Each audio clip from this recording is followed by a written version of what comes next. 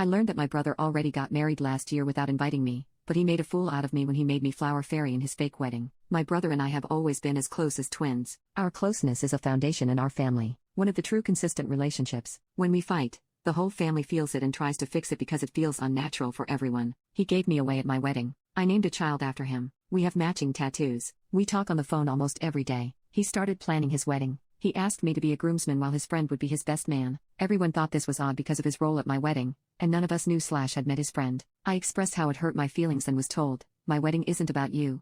Okay, fine, I'll do what you ask. During the planning, he called me every day. We sent ideas. I helped with making stuff. I didn't mind. I decided early on not to focus on titles but just to make this day as amazing as possible for my brother. He asked me to be a flower fairy because this was a gay child-free wedding. I agreed. During dress/shoe picking, he and the best man would shoot down all of my ideas. She would send very basic heels for around $100. Heck, no. I told her my budget was $45 for shoes, especially for plain gold heels. The wedding party all had a very mean girl mentality. I felt it from day one. The wedding party was there and then I was there. I chalked this up to not knowing them well and their proximity. They even went as far as saying the shoes I liked were too SLT. After this, I begged to come as a guest, so I could wear what I wanted and not feel this weird mean girl mod mentality from the rest of the wedding group. My brother says no way. I can't get married without you being by my side. I get to the state where the wedding will be, and the first day I'm there, I find out the best man had the bachelor party the night before I got there. Everyone from the wedding party was included aside from me. I let it go and focused on the wedding and doing my part. So,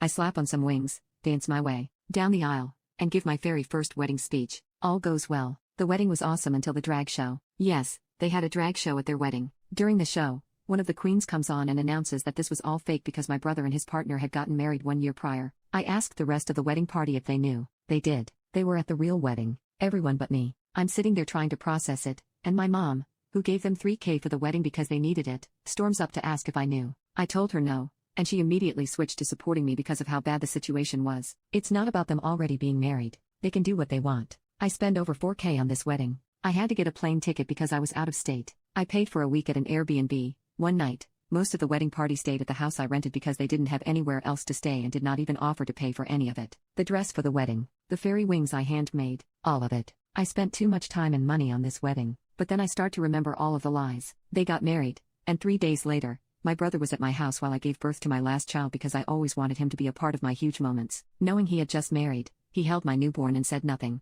They gaslighted me, saying I was crazy and feeling left out. He's saying he can't get married without me, lying to my face every single day for a year. Just all of it. After realizing all of this, I tried to leave without making sense. His husband mockingly asked me if I was mad. I said I'd talk to them another day and they should enjoy their night. Knowing I was upset, I could leave without anyone else at the wedding. Before I could leave, the happy couple pulled me into a room. My brother was crying, saying he didn't do this to hurt me. I kept it together, saying enjoy our night, and we will talk another day. His husband said, "Oh, so there is something to talk about then." I repeat, "We can talk another day." They asked me to brunch. I'll see if I'm up for it when they go. The next morning, I realized that the whole wedding party and some guests were going to lunch. I choose not to go because I will not put myself in a situation where I'm ganged up on, again over my feelings about the wedding and wedding party. After that, I left the wedding chat on Snap, which they were notified of. At this point, it was the next morning, and his husband started blowing me and my friend up. We ignore them and go about our day. Aside from short responses to get me to the airport the day I left,